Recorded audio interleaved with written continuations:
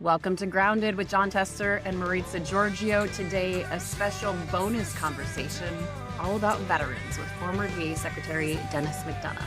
You know, we get a chance to talk to the former Secretary of the Veterans Affairs Department. This is the second largest agency in the federal government behind the Department of Defense. Provides health care and benefits, housing benefits, education benefits to millions of veterans across our country. Really, really an important job. We have seen the president, ask for a lot of people to be fired or at least removed from this agency. It'll be great to get a former Secretary McDonough's view on how that's going to impact our veterans around the country. So we look forward to the conversation. We have a lot to get to, but I have to address the elephant in the room. If you're wondering how hard John Tester works, he is sick as a dog, chatting with us today from the farm. Yeah, I got kind of cold square along the line in my many travels, and I've got to get on the other side of it. We're working on to do that. And what didn't help was last night I flew out of Chicago and the weather was raining, so my plane was delayed for 2 hours, and I had an hour and 50-minute layover. So as I was landing, my flight to Great Falls was leaving. So I had to fly into Bozeman and drive home last night. So it's been crazy. If it wouldn't have been for my friend Ted Dick, I'd probably still be in Bozeman, Montana. Actually, I'd probably still be in Minneapolis because I wouldn't have taken the Bozeman trip. So, but Teddy picked me up and hauled me to Great Falls, where I got in my pickup and drove home. So it was good. Otherwise, oh my goodness. Yeah, that's the way it is. That, when I get a text message from John Tester at 2:17 in the morning saying, call a house to make sure I'm awake in the morning, I have to wonder what happened. That is wild. Glad you're safe. At 2:17, I was sitting at a gas station getting ready to get my pickup. So I still had an hour and a half leg to go, but it worked out. We made it here. Don't recommend. All right. You have a nap in your future today. Okay. We have a lot of news to get to. I want to start, though, with this. 25 hours, 4 minutes. That's how long Senator Cory Booker stood and talked on the Senate floor to protest the Trump administration's policies. It wasn't technically a filibuster because it didn't actually obstruct any specific legislation, but it did disrupt the Senate's normal function, outdoing the former record holder, Strom Thurmond, by almost an hour. Important to note, Thurmond was speaking out against the Civil Rights Act. So it's very personal for Booker, who's a Black man. And we've heard so many people say, what are the Democrats doing? Well, Senator Cory Booker said, hold my beer and my water, my chair, my bathroom breaks, and watch this. We must never forget those thousands of Americans who, with their courage, with their sacrifice, with their lives, made those words live for all of us. That is our veterans. That is you. That is you, my friend. And Trump is coming after them. Doge is coming after them. They're firing them right now. And are we silent, America? Are we silent when the bravest amongst us, the most honorable amongst us, the most noble amongst us are losing their jobs? Did you speak up when they came for American veterans? When they fired them for no good reason? What did you do? What did you say? I say no. Yeah, well, so I hear from so many people that are frustrated with Democrats right now because they don't think they're doing anything. They don't think they're fighting for them. I do think that what Booker did the other day was very, very good, because it just wasn't about, reading Green Eggs and Ham like a former colleague of mine did on a filibuster he did. This was about actually talking about issues for 25 hours, I might add, over 25 hours, talking about issues that were real to this country and the direction the country is heading in. And I think that it was very, very effective. I applaud his efforts. It's really hard to stay awake and stay functional and stay sharp for that amount of time in front of a camera or doing anything as far as that goes. But Booker stepped up the plate, did a good job. And hopefully this will give some incentive to the rest of the caucus to show more fight. And look, they're in the minority. I get that. So there's not a lot they can do. But look, follow Booker's lead here and do some things that will make it not smooth sailing for the president to pull out some of his policies, because some of his policies are going to be really bad for rural America, and they're going to be really bad for urban America, and they're going to be really bad for this country as a whole. Yeah, I mean, I think people took notice for sure. Booker's team said that night that 280 million people had liked the speech on TikTok. I'm sure that number is higher as we sit here this morning. He had to stand the entire time, no bathroom breaks. And like you said, he was actually talking policy the whole time. He had these binders and he'd like, okay, now we're going to move to the economy. Now we're going to move to veterans issues. And we're going to play a little bit more with former Secretary McDonough later, because there was an exchange with Senator Tammy Duckworth about veterans issues that was quite emotional. So we'll play some of that. But one person joked on X that he was on the Senate floor longer than Vice President Vance was in Greenland. Well, that's a whole other issue. Vice President wanted to Greenland, and the fact that the president wants to take over Greenland. Yeah, I'm going to just say this. I mean, they got to have it for strategic reasons. We already have access to Greenland for strategic reasons. This is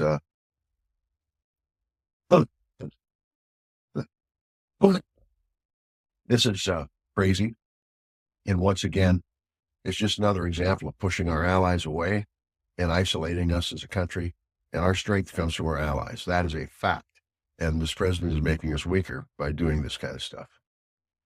So the same night, the Democratic-backed candidate Susan Crawford won the Wisconsin Supreme Court race. They called it pretty early, earlier than a lot of people expected, despite the many millions of dollars that Elon Musk injected into that race. And the very next day, Politico reported that President Trump told the Circle Musk is going to be stepping back here. So is this the start of the turning of the tide?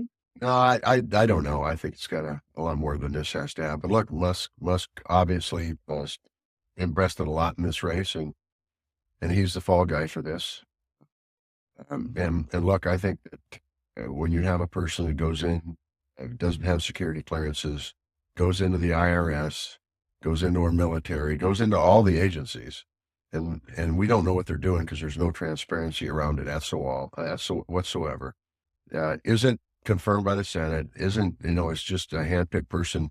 I mean, I think he should have been gone a long time ago, but Wisconsin didn't turn out the way that President Musk and Donald Trump wanted. So President Musk goes, and so we'll see what happens. But the bottom line is that what's going on with this Doge thing, and like I say, I don't know anybody that wants this is not like government efficiency, but what's going on with the Doge thing is going to be very detrimental long term for a lot of the programs that people depend upon. They just haven't felt it yet.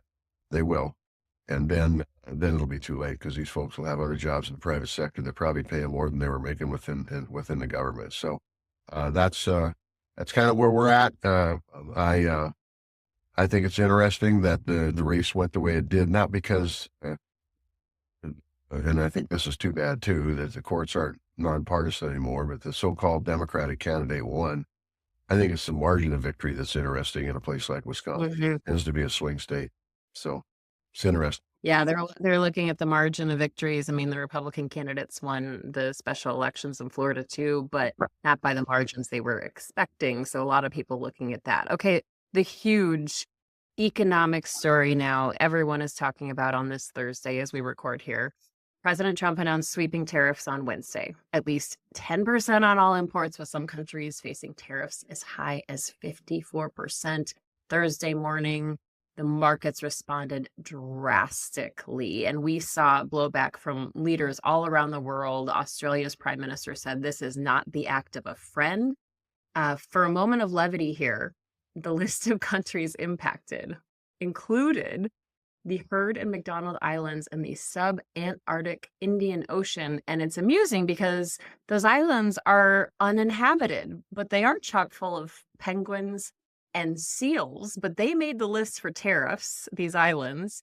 Russia, not on the list, and neither are Mexico and Canada. The White House says, well, that's because we're really not trading at all with Russia right now. But a lot to talk about here. And the Treasury Secretary came out this morning and said, hey, don't, to these other countries, don't put retaliatory tariffs on us. Let's just see what happens. Let's just see what happens. What do you think? Well, I think the tariffs, there's just one major question here. To what end? I mean, if it's to rebuild our manufacturing base, I think everybody can say that's good, but this isn't the 1950s anymore. And I think that when you start throwing tariffs on, as this president has done without a plan, and I do not believe he has a plan. He's not cited a plan other than we're going to bring manufacturing back, which if you buy a car in this day and age, it's got parts in it from all around the world.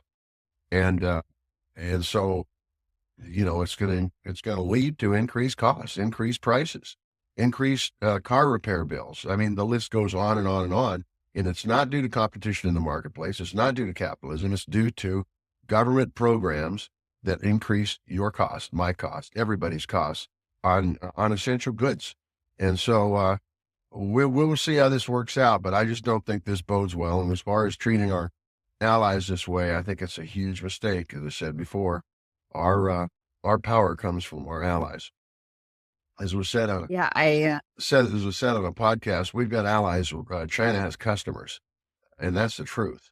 And what we're doing here, whether it's pulling back on USAID or putting tariffs on everybody across the board, is not good for our position as a leader of the world economically.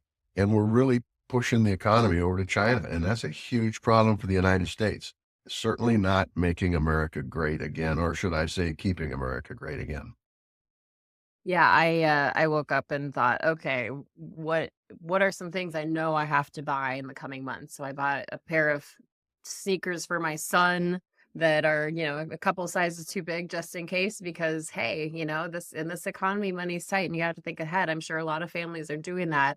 There is a little bit of movement though. The Senate voted 51-48 Wednesday to reject a national emergency that Trump declared to enact 25% tariffs on Canadian imports. Now, we saw 4 Republicans break rank: Collins, McConnell, Murkowski, and Paul.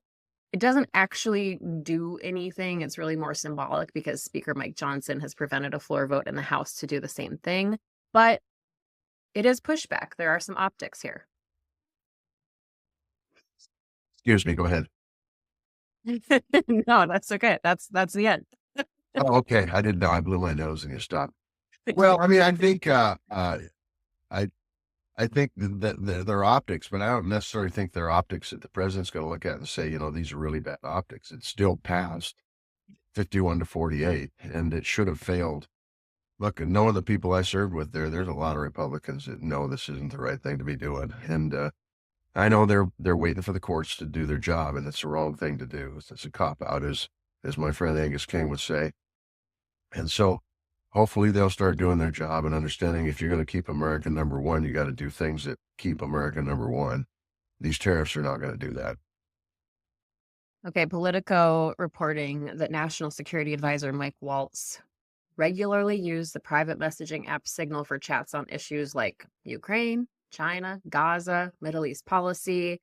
2 of their sources said they knew of at least 20 such chats. Of course, this comes after the Atlantic reporter was inadvertently added on that chat about the strikes in Yemen a few weeks ago. But sensitive information discussed on these. It's also been reported that Waltz and his team used Gmail accounts for work. I want to ask Denis McDonough about this because he also, in addition to being the VA secretary, served as a national security advisor as well. He would know all about this, but what I'm here to tell you is, as I said it from the beginning, if they did it this time, they've done it before. And I think that they're going to find, as the information comes out, it isn't just Mike Waltz. I will bet you the Secretary of Defense and others, Tulsi Gabbard, others have used Signal and other non-classified apps to transfer sensitive information. And it's just the cavalier attitude here is going to cost people's lives. They were successful in Yemen, and that's a very good thing. But I don't think you can continue to do the kind of things they're doing without putting our military men and women at risk. It's a bloodbath. That is the headline on CNN about the sweeping job cuts at U.S. health agencies. HHS Secretary RFK Jr. said about 10,000 full-time employees will be cut. On the list there, the entire team of a program that helps low-income households with utility bills, and some employees reporting they didn't even know they were cut until they went to try to get in the building and their key card didn't work. Yeah, I mean, that's been typically what happens to folks when they've been laid off. It happened with a lot of the other agencies that were dissolved. By the way, agencies and programs that were put in by Congress that have been dissolved by the executive branch, and Congress hasn't even said a whimper. It's Congress's job to dissolve those programs. They're the ones that created them. It's the executive branch jobs to implement them and not to dissolve them. And so you've got a real problem right now with Congress not doing their job and ceding all the power to the executive branch. And I can't think of one instance where Congress has said, "This is our job. We're going to do this." They've just ceded it all to the executive branch. I will tell you, and I've said it before, Robert C. Byrd would be rolling over in his grave right now, because the truth is that we're supposed to have three co-equal branches of government that hold one another accountable. The system, as the forefathers set it up in the Constitution, isn't working.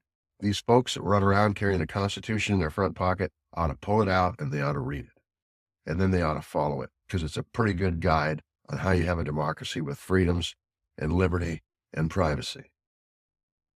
Yeah, it seems to be a little bit performative at this point in time. I think maybe we should change the name of this podcast to Do Your Job. There you go. All right.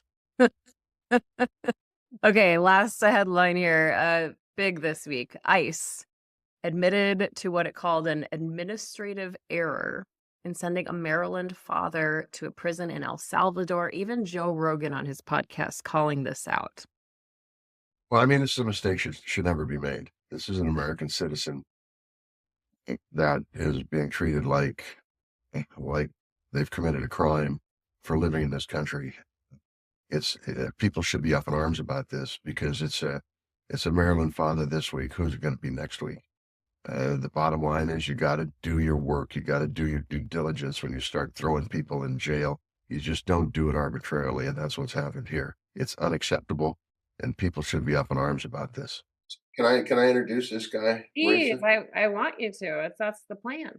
All right. So I want to welcome Secretary Denis McDonough to our show today. Denis is one hell of a good guy and a good friend, former chief of staff under President Obama. I got a chance to work him in that capacity, but even more, I got a chance to work with him as Secretary of the Veterans Affairs Administration, which is the second largest agency in the federal government.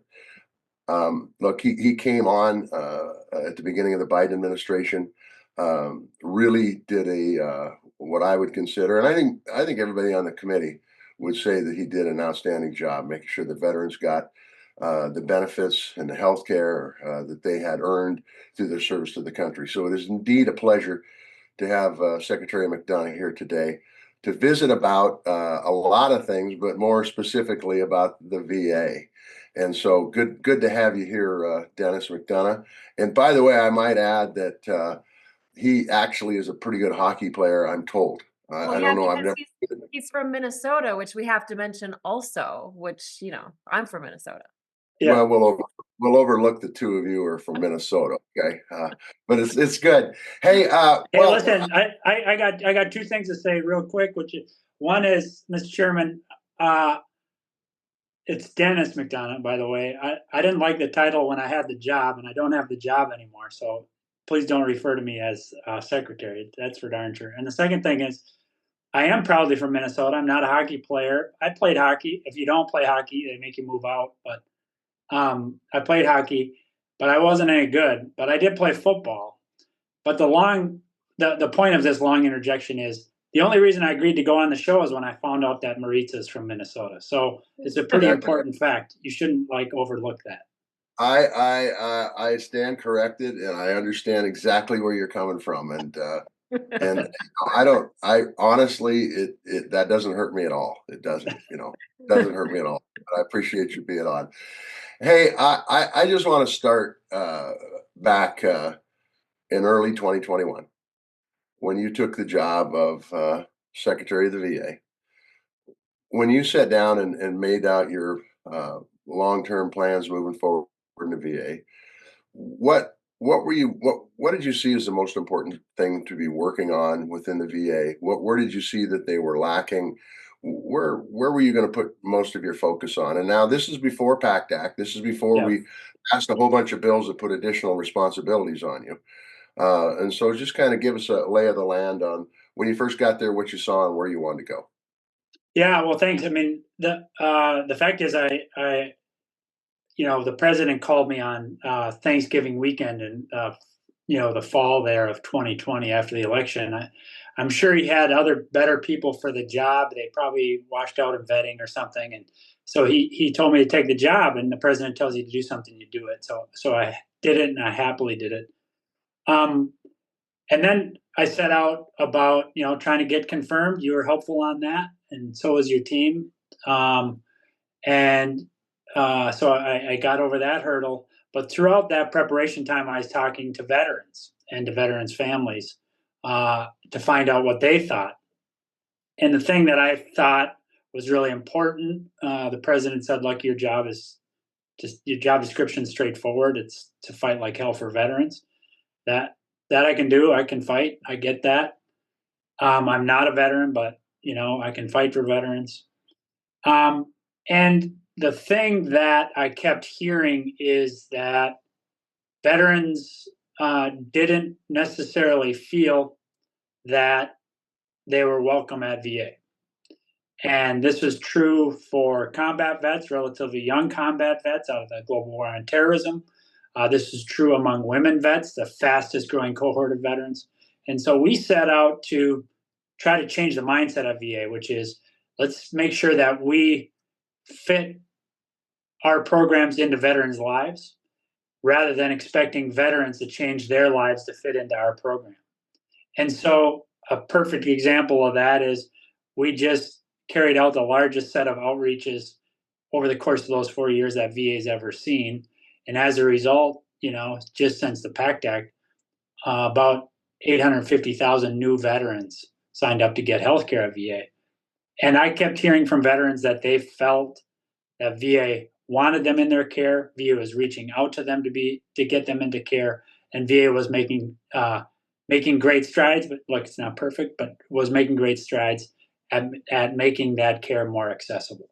I think I can predict that the Pact Act is going to come up a few times in this conversation. And so for our listeners who maybe it's not top of mind or they don't remember, I just want to do a little bit of a primer because it was signed into law by President Biden, who said that his own son, Beau, had died from cancer related to his exposure to toxic burn pits while serving overseas. So, they would throw all kinds of stuff into these burn pits, toxic, hazardous materials, human waste, you name it. And all of these veterans came back and they started having health issues. And so what this legislation did was it doubled the length of time that vets could enroll in healthcare after discharge. And it also removed the burden of proof for veterans who were diagnosed with one of a couple dozen specific conditions. So, for example, before this, a veteran exposed to burn pits was diagnosed with lymphoma or melanoma, they had to somehow prove that their illness was connected to their time in service in order to get treatment. That's hard to do, but the PACT Act removed that burden of proof, and it also added more personnel and screening measures. Is that a good primer, you guys? I think that's a pretty good primer. The only thing I would add to it, it was the largest expansion of healthcare and benefits in the history of the VA. And it added a lot more workload to the people who work within the VA. And it's the first time in this country's history that toxic exposure was being covered as one of the things that were covered for benefits in healthcare without any questions asked, by the way. Is that fairly close, Dennis? Yeah, look, I think you both hit it right. The only thing I'd add to it is I'm sitting here drinking out of a mug from that I received as a gift relatively late in my tenure at VA. This is now at Veterans Day last fall at the White House. That law that you passed, Senator, you wrote, was named after an Ohio sergeant who was exposed to those brutal toxins and who died from the conditions that he got there. And this is a mug that's it's a pottery mug. His mother-in-law Susan gave it to me. It's signed by his mother-in-law, by his wife, his widow, and by his daughter. And it's really an amazing thing to have this mug, but I use it a lot because it's a good reminder that none of this would have happened without them. And this is why it was such an honor to take the job. I spent a long time in working for the government. I was a staff person. I'm not saying I made the decisions, but I helped support making of decisions that led millions of men and women, like Sergeant Robinson, to go to war. And the fact that the president asked me to come back to work at VA to make good on the promises that we made to those men and women is, the honor of my lifetime. And this cup is a good reminder of it. So yeah, that's a good summary of the Pact Act. Bottom line is it now means that a young family now has access to certain benefits, and as importantly, other troopers who face those same kind of conditions that Heath did now can be guaranteed of getting care sooner when those conditions can be identified and treated, so we don't let them down. So I'm going to go back to what I said in the description of the Pact Act, and that it was the largest expansion of healthcare and benefits ever in the history of the VA. That means that there was a lot of people that signed up for this. That means that you had to have the manpower to be able to implement this bill. Talk about what you did after the Pact Act was passed to try to meet the demands, the increased demand that the VA was going to have here. Yeah, so it's important to think about VA and all of its aspects. You said start that the VA is the second largest department in the federal government. That's true. It's about 451,000 employees when we left. Those are broken up into three administrations. The National Cemetery Administration, that runs our national cemeteries. It's the smallest of the three administrations. The second is the Veteran Benefits Administration, and they administer what we call benefits. This is compensation to veterans for conditions that they incurred, that they suffered as a result of their service. A perfect example is Vietnam veteran who was exposed to Agent Orange back in the day now has hypertension. Thanks to the law that you passed, Senator, that hypertension is now presumed to be connected to his service in Vietnam. So that, depending on, the claims process at VA, that means that veteran gets a cash payment every month, tax-free payment every month, to compensate for the loss of quality of life that resulted from that condition that veteran incurred in Vietnam. That's the Veteran Benefits Administration. That's the biggest by number of dollars spent, $187 billion in benefits last year. That is to say, FY24, were granted to more than 6 million veterans across the country. The third administration is the Veterans Health Administration. They provide health care. Last year, they provided more than 131 million medical appointments to more than 6.5 million veterans across the country. As you all were writing the Pact Act, you asked me, what do you need to get this done in a public hearing in your committee? And I said, well, we need two things. We need access to more buildings. For years, new leases that VA had negotiated, that VA had prepared, sat on, unmoved. And so you got those done. And we also said we need more clinicians and more personnel. So when we started at VBA, there was 25,000 employees at VA. By the time we left, there was 35,000 employees. So we grew up by a net of about 10,000 personnel. And those were overwhelmingly claims processors. And that's why today more veterans than at any other time are getting more benefits than ever. And they're getting them faster than ever. Is it fast enough? Not yet. but it's definitely faster than it was, and that's because you helped us hire 10,000 more people in the benefits administration. On the health administration, we needed docs, we needed nurses, we needed LPNs, and most importantly, we needed mental health professionals. And so we spent a lot of time analyzing what we needed. So we prioritized 7 hiring areas. We wanted to make sure that we could hire doctors, nurses, what we call MSAs, medical support assistants. Those are people who schedule and get appointments for veterans in the community. If they can't in a big rural state like Montana, get into the VA if they don't want to drive across the vast big sky there. They can get their care in their community. We have to schedule that for them. We needed MSAs, housekeeping aides, nursing assistants, LPNs, and food service workers. We hired 60,000 additional personnel since the Pact Act was enacted in 2022. And over half of those positions were physicians, docs, and psychologists. And let me just give you one example.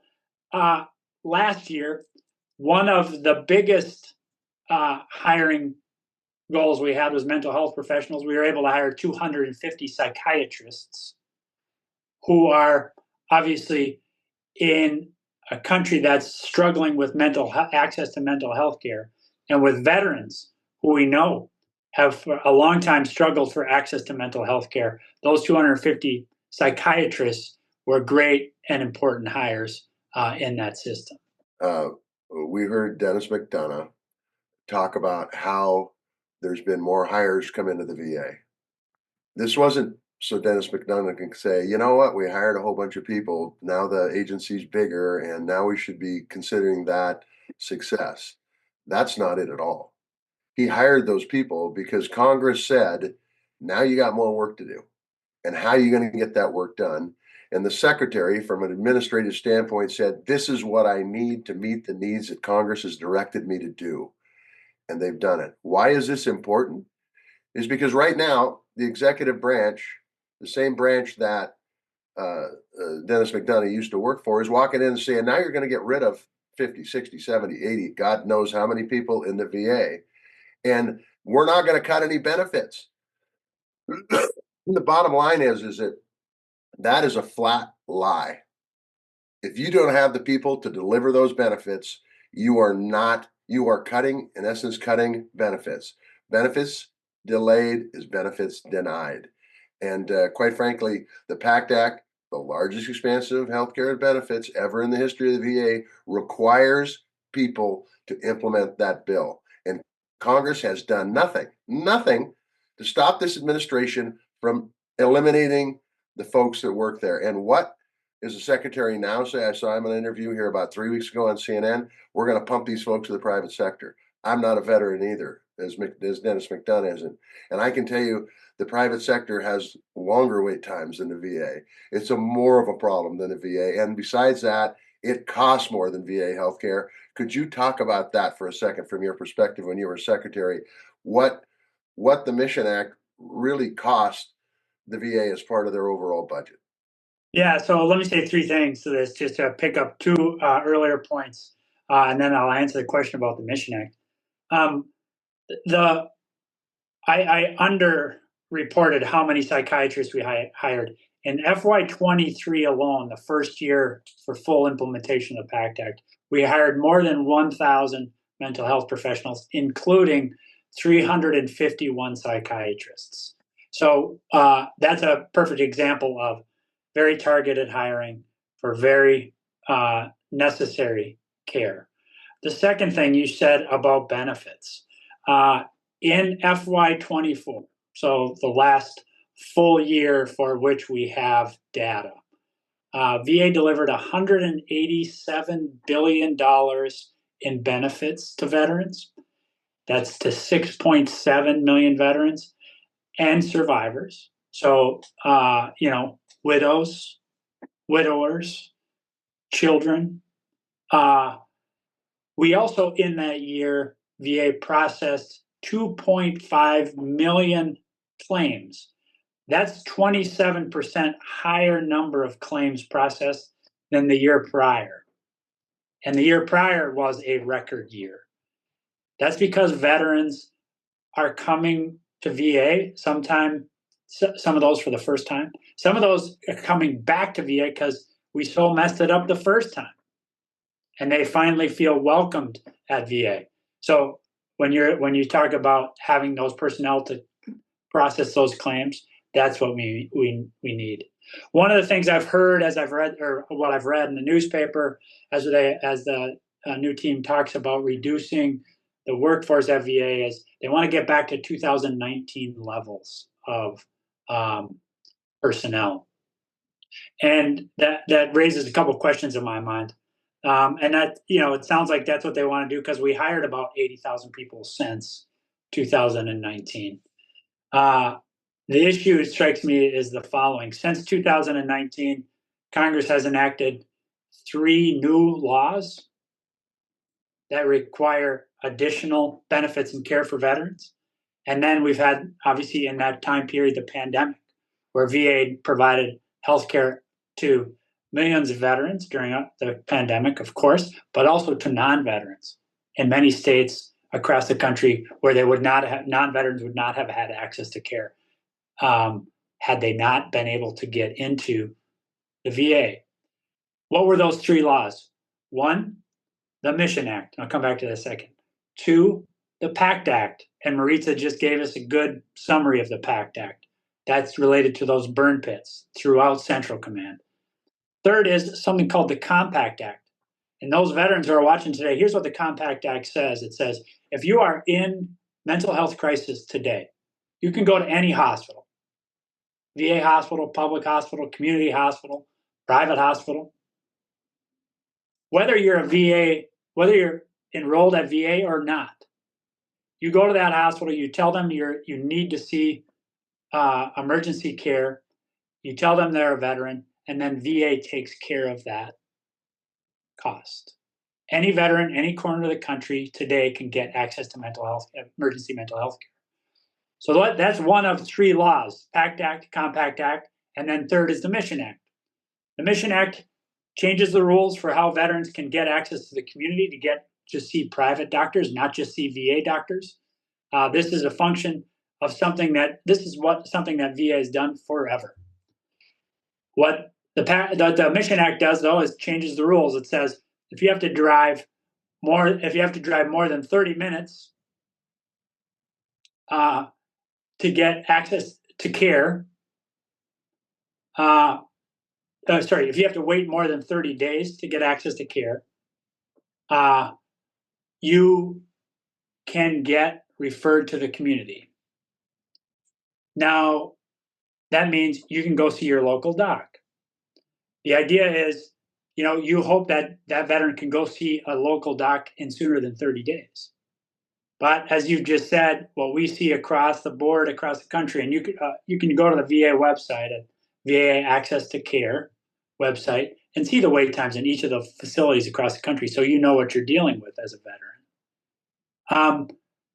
Almost uniformly, outside of the VA, access times are longer, especially post-pandemic, than they are for veterans in VA care.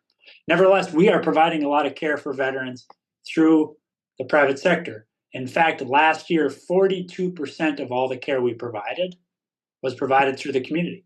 It's a really important option for VA and for veterans. It's a really important option, but we don't want to leave the veterans with the impression that they don't have access to care with great VA doctors, culturally competent VA doctors who have immediate access to a full range of care, not just one specialist, but a full range of care. And that's what the Mission Act has done. Is it's increased access to the community. Sometimes has not reduced the wait times for veterans. And what we see as we record veteran satisfaction with their visits to the private sector is that routinely we're seeing that their trust scores about those visits are less robust, less positive than their trust scores about their access to VA. Now, bottom line is the law is the law. So VA follows the law and make sure that we can get those veterans access to that care, whether it's in the direct care system at VA or whether it's in the private system.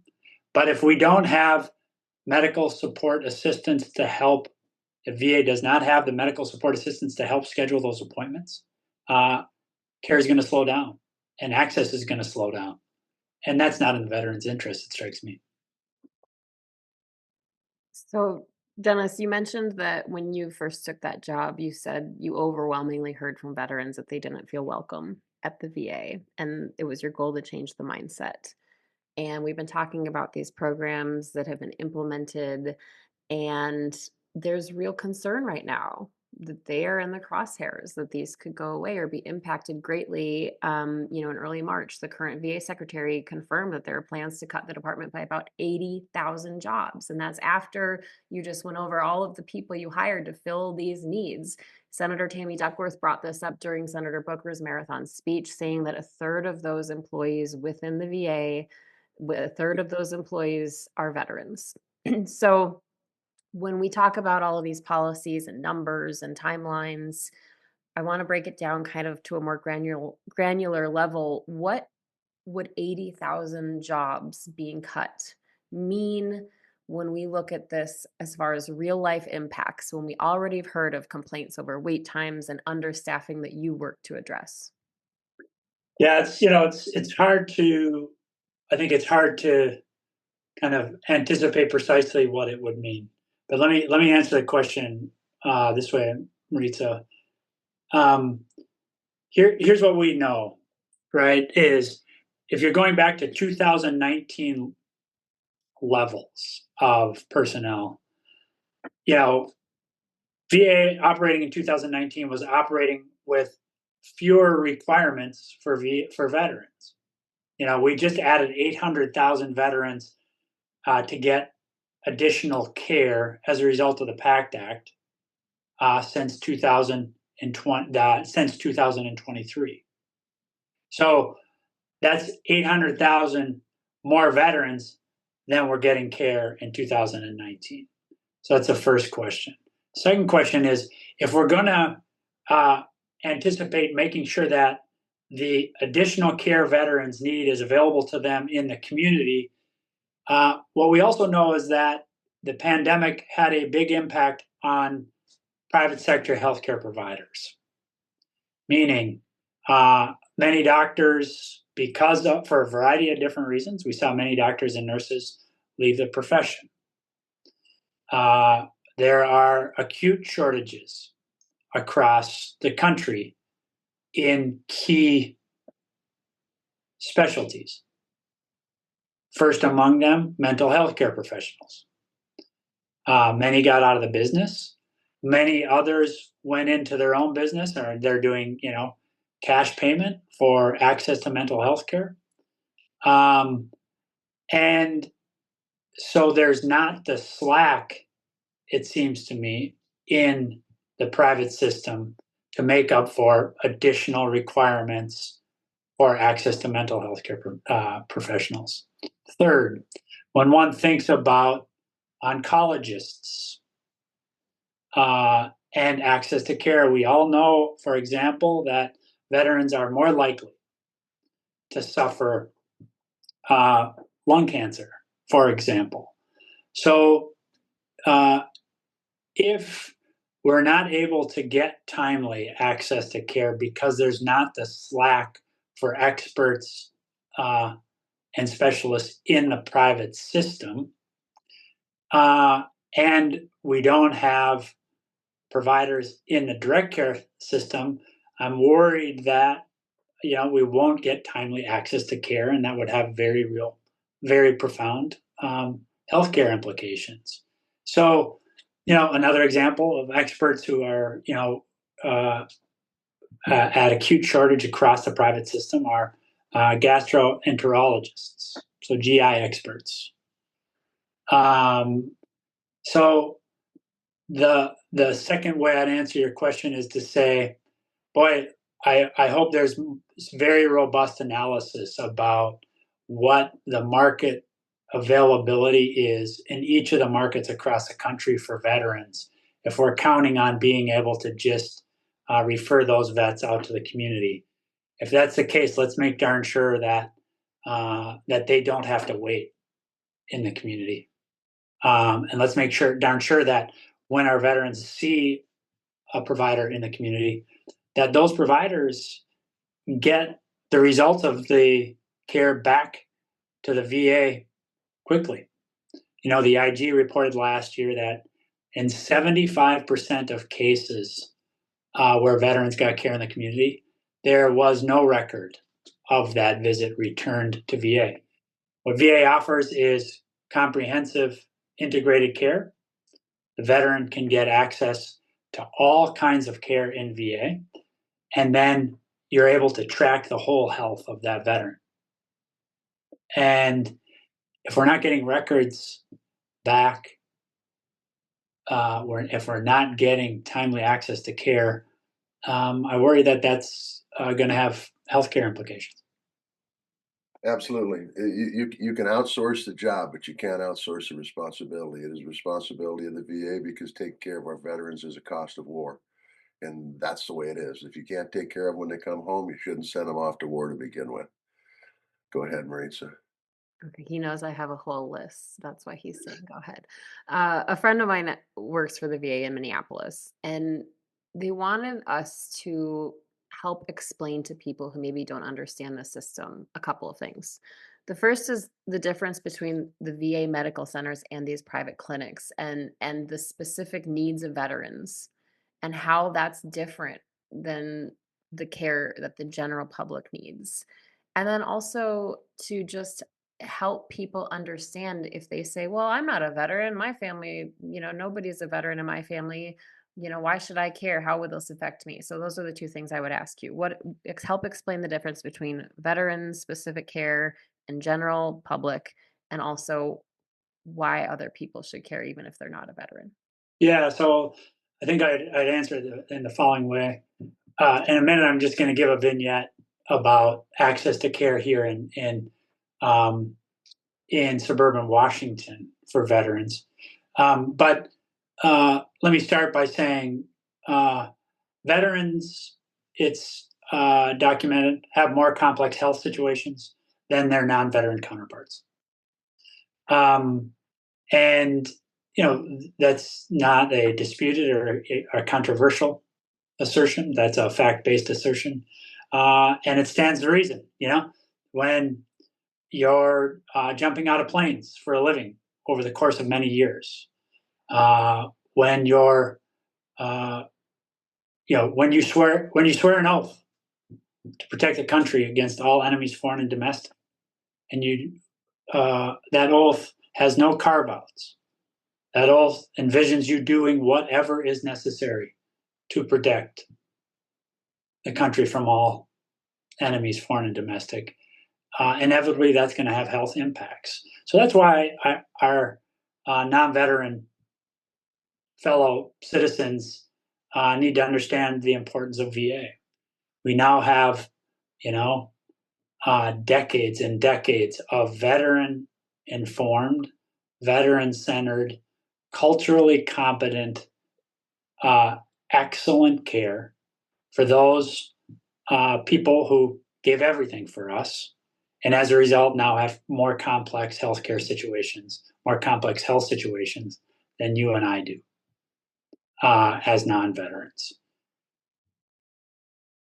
Second, I think it's really important that veterans have access to the best possible care for them. And in many instances, that's going to be in the private sector. And that's why last year, 42% of all the care that we provided was provided in the private sector. We just have to make sure that we don't make the veteran get the runaround, chasing down the records or the results of that, when a veteran gets access to care in the community, that the results of that care get back into that veteran's record so that we can ensure timely treatment, timely access to follow-up that results from the findings of that kind of care. Now, the beauty about VA, as I said a minute ago, is it's integrated care. When VA really first started in the modern age, after World War II, with General Omar Bradley, one of the few five-star generals coming out of the campaign in Europe to liberate Europe from the Nazis. President Truman said, "Hey, before you go be chairman of the Joint Chiefs of Staff, I need you to go run VA." And he said, "There's no job I wanted less, and no job I wanted to succeed at more, knowing that those millions, 13 million young men and women, were coming home after being exposed to the horrors of war." And, he said, "We're going to ensure that you get excellent care. And we're going to ensure that you get integrated care, focusing in the first instance on primary care and mental health. And then, where you need it, timely access to specialists." And because of Congress, because of a series of presidents, Republican, Democrat, we've gotten more robust about access to specialty care. Things like, comprehensive oncology care, because veterans are more likely to suffer from cancer than non-veterans. So if you take let me just give you an example. When it's time for my wife to go to her annual appointments, she's going to different suburbs around us to different specialists. And it's her job to track down the results of that and bring it back.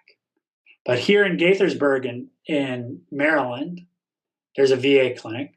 It's not perfect. Again, I want to underscore this. But we have a women's specialty clinic there. And what we know is that when in that same clinic, VA clinic, outpatient clinic, that veteran can get access to mental health care, to annual gynecological care, to their primary care provider, to physical therapy, and in many cases at that facility can have access to childcare, whether you're a mother or a father coming in for your appointment and you're on childcare duty that day. You can get childcare at that one facility. So instead of hoping that veteran has the patience to go to every suburb across the metro area while balancing their job, their childcare, we say, hey, let's try to make sure that we aggregate as much of your care as we can in this one outpatient clinic, which is not downtown DC, but is in suburban Maryland. The idea is, again, to make sure that care for veterans fits into those veterans' lives, and it's comprehensive and it's integrated. That's what the VA system does. Now, does it do it 100% of the time? Do we screw up? Does it do it 100% of the time? No. Does it screw up? Yeah. But we come clean when we screw up. When VA comes clean when it screws up, learns the lessons, keeps training people, keeps hiring people to make sure that veterans have access to the care that they've earned. Sorry, that's a long answer, Maritsa. No, that's a good answer. That's the beauty of a podcast.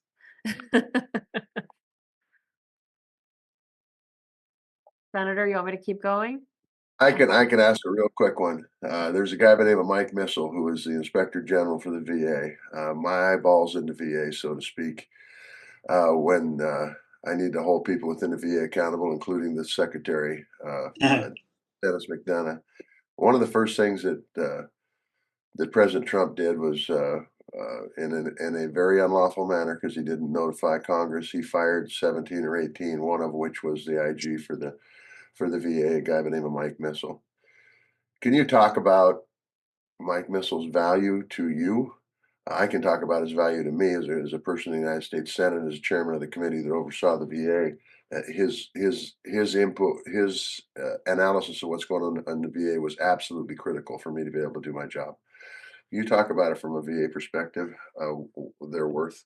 And let And me I just know say for our listeners, IG stands for Inspector General. Inspector General, yeah, which is Congress's eyeballs into executive branch agencies. And I would just say that whether Dennis wants to admit this or not, it always wasn't pleasant conversations with Mike Missile. Look, I'll admit that. I'll also admit that he's a New York Giants fan and a person with otherwise impeccable judgment. Could you imagine being a Giants fan right now? What a joke. We can't all be Vikings fans. Exactly. That's what I'm talking about, Maritsa.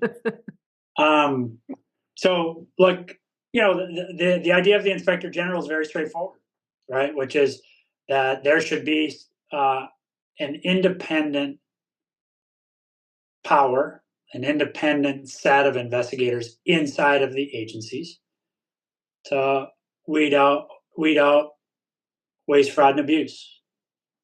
That person should be that team of investigators, which is thousands of investigators, should be available to employees to call. Employees who see something that does not sit right with them, see something that appears to them to be illegal, see something that appears to be unethical. That employee, we urge that employee to call the Inspector General. The Inspector General has access to everything in VA, and by everything I mean everything. And he does not have to subpoena it. He does not have to ask for it. He gets it. And so what it is an ever watchful eye to ensure that we're doing what we promise the taxpayers, what we promise Congress, what we promise the president, and what we promise veterans we are doing, which is we're investing in the best possible outcomes for veterans. And, the IG works at VA. As I said, I think it's north of 4,000 personnel who work for the IG. They're constantly out in the system daily, following, as you say, eyes and ears across the system. I had a monthly meeting with Mike. We never missed it. We called it home and home, although I ended up hosting more games. But a lot of times I'd go to his office, and we worked through problems. He would tell me what he was finding. I'd ask him to look at particular things. Ask him questions. Ask him what I should be focusing on. And then obviously all of his work is published in the record, but the public record. Importantly, once a year he submits a report to you all where he accumulates the dollar value of the work of the Inspector General, meaning dollars saved by virtue of the Inspector General identifying a bad practice, identifying unnecessary investments. And the savings are in the tens of millions of dollars annually. So the IG holds VA personnel accountable.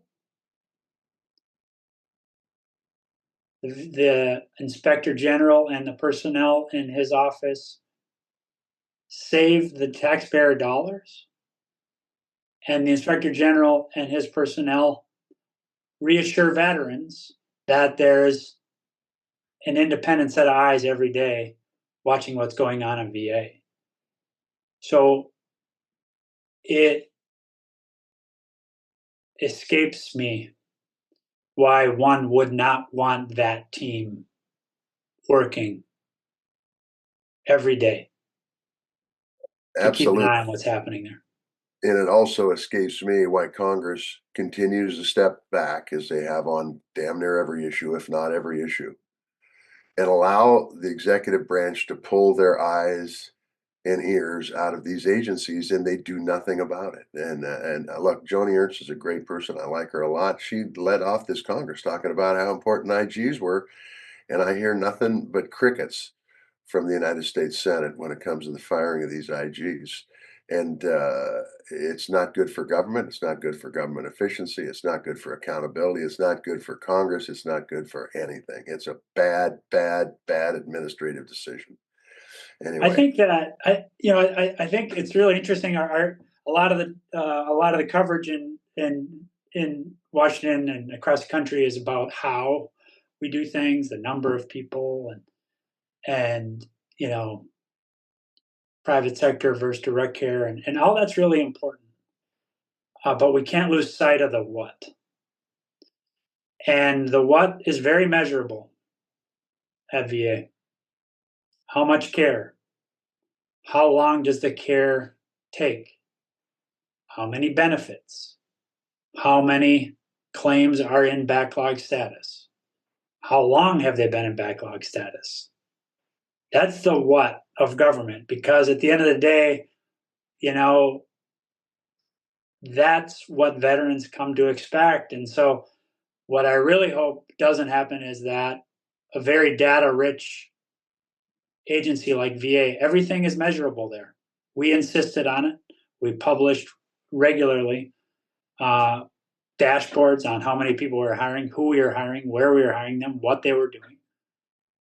Pact Act implementation, how many claims, how many healthcare appointments, how many new veterans enrolled in healthcare. We made it a point to publish that kind of data, to be transparent, to show to veterans that we were welcoming of them. And, I hope that continues, so the what of VA, not just the how, but the what, and the individual lives of veterans impacted, that we can continue to understand precisely what's happening there. I think the taxpayers are owed that, and the veterans are surely owed that. In January, I read that you met with the Trump transition team and you called it a very serious team coming in, and that you particularly stressed not only the budget shortfall, but the staffing shortfall. When you look back on those meetings, could you have predicted proposals of 80,000 jobs being cut or the IG being fired? Yeah, I'm not a big predictor, so you know what I mean.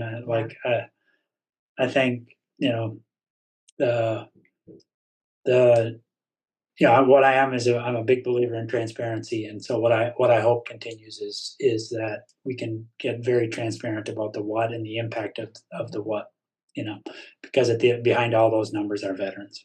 And I have a question for both of you. Um, I was there. I was there when the president signed the Pact Act. I saw how emotional people were. I saw the real tears of relief and also pain, knowing that there were people that should have been there that weren't because they died of their illnesses. What is it like for both of you to serve in these roles and get things like the Pact Act across the finish line and work on these programs for so much of your career, to then leave your jobs and see so much of that work either dismantled or tried to be dismantled? I would, President Obama used to say that in these jobs you take the baton and you run with it, and then you hand it off to the next person. And so that's what I think. And while we're running with it, wanted to make sure that we are transparent about what we were doing, that we are accountable for what we were doing. Regularly went to Congress to testify before them, to include Senator Tester here, who was always kind of pushy and grouchy. Still is. Yeah. Well, he takes certain things quite personally, and veterans is one of them, as near as I can tell. And so, the thing about all these jobs is to not lose sight of who you're working for. And in VA, there's never any question about that, who you're working for, right? You're working for those heroes who raise their hand, swear the oath to protect the country against all enemies, foreign and domestic. And, there's no greater blessing than to be able to do that. And so I think that's what I have to say about that. I really don't think I can add much to that. That's pretty poetic, quite frankly, and true to the mark. I mean, you do what you can do while you're in a position to do, in this case, do good for our veterans, because I really do feel like these folks sacrifice in ways that the folks who don't serve in the military don't have to sacrifice for. And did the Pact Act cost a lot of money? Yeah. Did it require more people being hired to the government bureaucracy? Yeah. But was it the right thing to do? Absolutely. When I have a veteran walk up to me and say, I'm probably going to be dead in 6 months, and because of the Pact Act, my wife and kids have a future. I mean, he's going to be dead in 6 months because of his service to this country, for Christ's sakes. Let's make sure we take care of his family at least. And so you just do what you got to do. If people want to come in and dismantle a system, then hopefully the veterans stand up and say, we're not going to allow this, because I do think the veterans' voice here is the most important voice of all. Okay, Dennis, I know you had a few questions. Yeah, so I haven't talked to John Tester in a while, so I'm just wondering what's going on the farm, and is I don't know. It seemed like it's pretty dry, but then I see there's still a bunch of storms out there. So are you still all dry, or what's going on in the You're farm? you're talking like a true farmer, Dennis. I'm telling you, it's always too dry. We always need rain. We always need moisture. So a week ago yesterday, it was in the 70s here. This morning, we've got about 2-3 inches of snow. So it's springtime in Montana. We'll probably be seeding in the next week to 10 days. Some people have already seeded some stuff. The truth is the ground's still pretty cold, so we got a little bit of time. But we got a chance to have a decent year. We had a lot of water run off about a month and a half ago, and we've got a chance to be rich again if things work out right and Mother Nature smiles on us. It'll All be right, good. okay. I was always impressed by that. A lot of times I try to reach you. This is in a lot of jobs I had. I try to reach you on something, and never way I'd get you in that tractor. Yeah, And right. I always That's thought where you that do. was pretty interesting, actually. That's where you do your best thinking, man. I mean, you listen to that old Cummins motor wailing away, and it just makes things come into focus for you. And It's when good. Okay. reporters tried to reach him, they love to say, "Oh, he's on the tractor. We won't be able to reach him for hours. Sorry." Yeah, but actually, I was at home looking at my computer, but that's okay. It was just Maritsa. That's pretty good. And then I was able to go to Montana with you. I've gone there with my family a couple times too, but I was able to go on a trip there and visit with a lot of vets. But we also had we went out for steaks one night, and we had the biggest steaks I've ever seen. But tell me what's the best meal you've had since you've been home? So, I mean, I like to eat everything and anything. But the best meal I've had since I've been home was a porterhouse steak off the barbecue that my wife cooked with some mushrooms and maybe even a spud laid to the side. Nice. It just doesn't get any better than that. But I will also tell you this: I am doing a little fellowship at the University of Chicago at their Institute of Politics, and I just got back early this morning from there. And there's a restaurant called Valois that has the best damn French toast with a strawberry topping on it. And Really? I like French toast. Oh man, it is, and it's affordable, and it's pretty damn good. I'll tell you. I've had it 3 times. Every time I go there, that's what I order. They might have a great ham and eggs, they might have great hash browns, they might have great everything else, but their French toast is to die for. I'm just They didn't telling you. even pay him to say that. That's an authentic endorsement. No, that Wow. is a very authentic endorsement. Yes, indeed. Yeah, we'll call them up, see if they want to Sponsor. advertise on our podcast now. Yeah. No, I'm just kidding. We won't do that. But it's good. Well, my wife's I married a Chicago girl, and she's a South Sider at that. So maybe Yeah, the next time we get home, we'll check that out. yeah. Valois, it's called. You got to do it. It's kind of a smorgasbord kind of thing where you walk through and order off a bit. They don't have the food in front of you, but you walk through and just order, and by the time you get to the end of the line, they hand you the food you've ordered. So it's pretty cool. Love it, love it. Okay, my last question is this, which is, what's one thing that you miss about Washington D.C.? Other than you, other than you, look,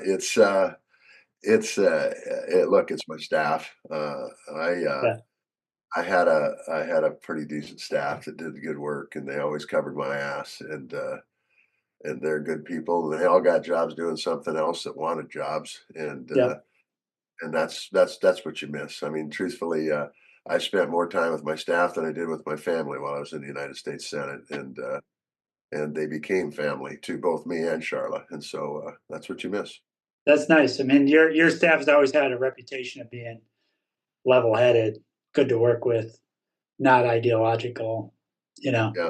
Yeah, So it kind of doesn't surprise me, but that's nice. As a former staff guy myself, I appreciate you saying that about your staffers. yeah. So, Well, the thing about my staffers, it was really nice, is that we could get in some really good knockdown, drag out arguments, and when things were done, we could still come to a decision on what we needed to do that was right for the country, and we did that with regularity. I mean, I will tell you, there were days I felt sorry for my chief of staff because he'd come in and tell me something, I'd chew his ass out, and then about an hour later, he'd come in and chew my ass out. So it worked out good. We had a good working relationship, so it was good. well, if you're not yelling at your chief of staff and he's not yelling back, then you're not doing something right. And I can say that with That's I can say that with some experience myself. yeah. Oh man, I Amen, want to brother. hear those stories. Nah, Yeah, all good. It's all Well, good. we want to thank you so much, former VA Secretary Denis McDonough, for your time. We so appreciate you doing this deep dive with us. thanks so much, you guys. Good to see you both. Truthfully, and this isn't blowing smoke. You did an incredible job as Secretary of the VA. And just like Mike Missile, we had some conversations that were really hard conversations, and you always did the right thing every time, without exception. And I think that it would be improper for me to say that there are real pros that work in Washington D.C. You're one of them. So Hmm. thank you for your service to the country. Thank you, brother. That's very generous. Undeserved, but generous, and I appreciate it very much. You bet. One thing that I think we're seeing with the explosion of podcasts is that people are given the chance to actually explain things in a bigger way with more context instead of just like little spurts and sound bites that sometimes go over people's heads. Yeah, I mean, look, it was great to have Dennis on. I can tell you, he referred to it, uh, but here's what I'm concerned about. When you talk about adding additional duties, he talked about the three bills we passed that added additional duties to the VA. And you talk about the challenge the VA had in both facilities and hiring manpower, whether that's docs, whether that's nurses, whether that's MSAs, whatever it might be. And you have this administration come in and say, well, we're gonna reduce it by, pick a number, 50, 60, 70, 80,000. It may be different tomorrow. What it's going to lead to, and I can say this without any reservation whatsoever, it's going to lead to reduced benefits. And we have an all volunteer military in this country. And if young people see our military, our veterans being treated improperly, they're not going to want to sign up. And the military is really important to keep us safe and secure. And these guys they got to be thoughtful about what they're doing. Dennis said it, not everything's perfect in the VA. There's no doubt about that. There's always room for improvement in any agency, but you just don't go through and start throwing hand grenades and kicking people out. I had a lady call me that quit a long time job because she wanted to work in the VA. And because she was a new hire, she just came on and they canned her for no reason whatsoever. She might have been the best employee in the world, but it didn't matter. She was a new hire, so she got canned and her old job was filled. It puts people in a bad situation. We Our wages at the federal level are not, for the most part, are not comparable to the private sector. And now we think we're going to be able to hire people back without jacking wages up because the job security isn't there anymore. I mean, really, some of this stuff we're doing is not going to save money. It's not going to reduce the national debt. It's going to increase it because they're not thoughtful decisions. So that's about all I got to say. Appreciate having Dennis on. He's a good man. Okay, I need to tell you, we started the show talking about Cory Booker and his marathon speech. I've had 3 different people write me and say they're hoping for a Booker tester ticket in 2028. I'm good at cutting tape, grand open kind of things. It's hard to say. Although I got to tell you, not living in Washington D.C. is not one of the things I miss. McDonough asked me what I missed. It's not living in Washington D.C. I like the town; it's a great town, but damn, the air's better here. I'm just telling you. Can I ask you just like a little peek behind the curtain question? Most Americans have not been in the Senate chamber, especially during a moment like that. My neighbor and I were walking yesterday, and she asked, can people come and go during that? He's speaking for 25 hours. Can you spell that out for the rest of us who have never had the title of senator in front of our name? Yeah. Look, the Senate is open. When it's open, it's open. It doesn't matter if somebody's speaking or if they're in a quorum call. And so senators can go in and out of the chamber as they wish. The person speaking controls the floor. So if somebody wants to ask them a question, they usually yield to that question or they don't. Uh, and if you're coming in up in the gallery, my guess is you can come in at any point in time and that speech in the gallery. I think the folks are still all there, although uh, I don't know that for absolute certain, but I'm pretty sure of it. You could But come in, the and if it the was two or three in senators the morning. didn't have to stay for that entire time. They could have left, Oh and God, you don't have to. no. But most of the time when you watch C-SPAN, there's two people in the room. There's a senator, this presiding officer, and there's the one that's talking, and that's it. And so while they're standing there and they're looking around the room, giving their speech, using their hand motions, they're just imagining people are standing there. That's usually just one person and the presiding officer that is sitting behind the desk on the rostrum. So that's pretty much it. The fact that here's the thing that's amazing about what Booker did. You set the content aside. The fact that he stayed on that content, the fact that he talked about something meaningful for 25 hours is pretty damn incredible. I mean, anybody can get up and read a telephone book, but to stand up and talk about different issues for 25 hours and to keep your mental acuity while you're delivering, and he's a great speaker anyway, is just nothing but amazing to me. And I think what he did was good. Hopefully, it lights a fire. Okay, you need to go tend to your cold, but tell me about this red hat you are wearing. Not that Uh, red hat. you see what it is? You see It's what that is? I can see there's a horse, and is it a knight? Is this a Hellgate Knights hat? No, no, Oh, no. It's a okay. Canadian Mounted Police, man. Yeah. Oh, I mean, this stuff that they're talking about taking over Greenland and making Canada the 51st state. I mean, what a bunch of garbage. I'm telling you. By the way, it just doesn't make any sense for the long-term viability of this country being the leader of the world. It just doesn't. So that's the wrong example. okay. He's going for more Canadian love letters this Oh week. yeah. Oh, Canada. You bet.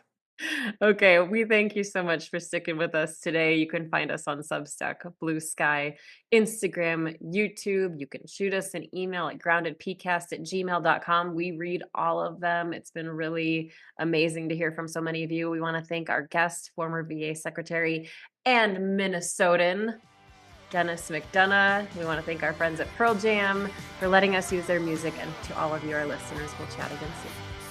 Tally ho.